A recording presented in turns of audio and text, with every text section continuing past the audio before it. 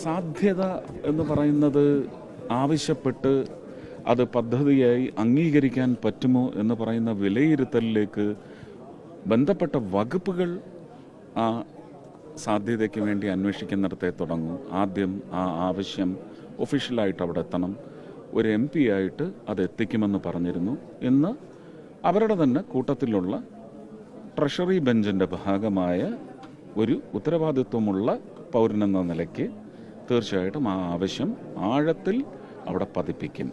അതിനു വേണ്ടുന്ന feasibility study, economic feasibility, എങ്ങനെയാണ് ഇപ്പോൾ ഉള്ള ആ സംവിധാനത്തിന് എവിടെ വരെ എത്തിയാലാണ്. പിന്നെ ഈ നയം എന്നൊക്കെ പറയുന്നത്, ഹരിയാന എന്ന് പറയുന്നത് ഡൽഹിയുടെ ഭാഗമല്ല, മറ്റൊരു സംസ്ഥാനമാണ്. അപ്പോൾ അതിനൊരു നയം അന്ന് മാറ്റി കുറിക്കപ്പെട്ടിട്ടുണ്ടെങ്കിൽ ഹരിയാന ഭാരതത്തിലാണ്, NCRM ഭാരതത്തിലാണ്, ഡൽഹി മെട്രോ റെയിൽ കണ്ടുപിടിച്ച ഒരു ഇപ്പോൾ സംസ്ഥാനം, പ്രത്യേക പദവിയുള്ള ഒരു സംസ്ഥാനം, പ്രത്യേക രീതിയിലുള്ള ഒരു സംസ്ഥാനം എന്ന് തന്നെ പറയാം. അപ്പം നയം രാജ്യത്തിന് വേണ്ടിയാണ് കേന്ദ്ര സർക്കാർ രൂപീകരിക്കുക, പ്രാദേശികമായിട്ടല്ല. പ്രാദേശികമായിട്ടുണ്ടായിരുന്ന നയങ്ങളെല്ലാം തച്ചുടച്ച ഒരു ഗവർണൻസാണ് നരേന്ദ്രമോദി ഗവർണൻസ്. ആർട്ടിക്കിൾ 370 അടക്കം.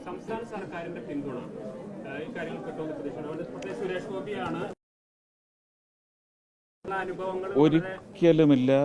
ഞാൻ ഇവിടുത്തെ സർക്കാരിൻ്റെ നടപടികളെയോ അവരുടെ നയങ്ങളെയോ ചോദ്യം ചെയ്യാൻ ഇതുവരെ വന്നിട്ടില്ല.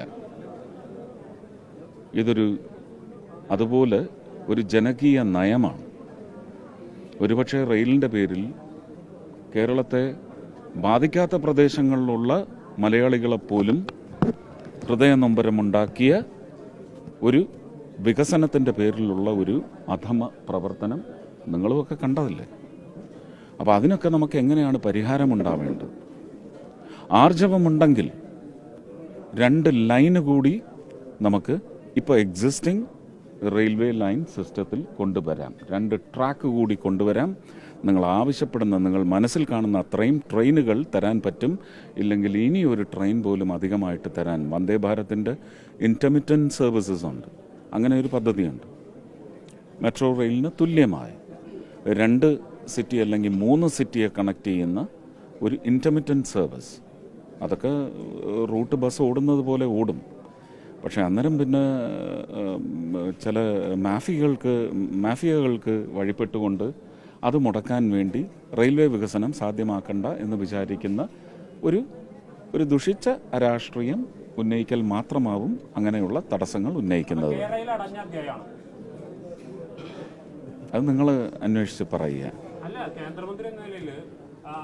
ഞാൻ റെയിൽ മന്ത്രിയല്ല.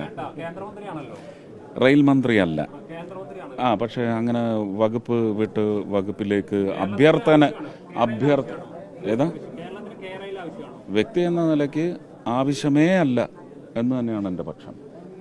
നമുക്ക് സംവിധാനമുണ്ട്. പിന്നെയും എന്തിന് ജനദ്രോഹം, പ്രകൃതിദ്രോഹം എന്തിനടിച്ചേൽപ്പിക്കണം? ഒരു ഫ്ലഡ് എന്ന് പറയുന്നത് ഭീമാകാരനായി വന്ന് നമ്മൾ അനുഭവിച്ചതാണ്. ആ ഫ്ലഡിൻ്റെ ഒരു ജിയോമെട്രിയും എർഗണോമെട്രിക്സും ഒക്കെ നിങ്ങൾ പരിശോധിക്കൂ.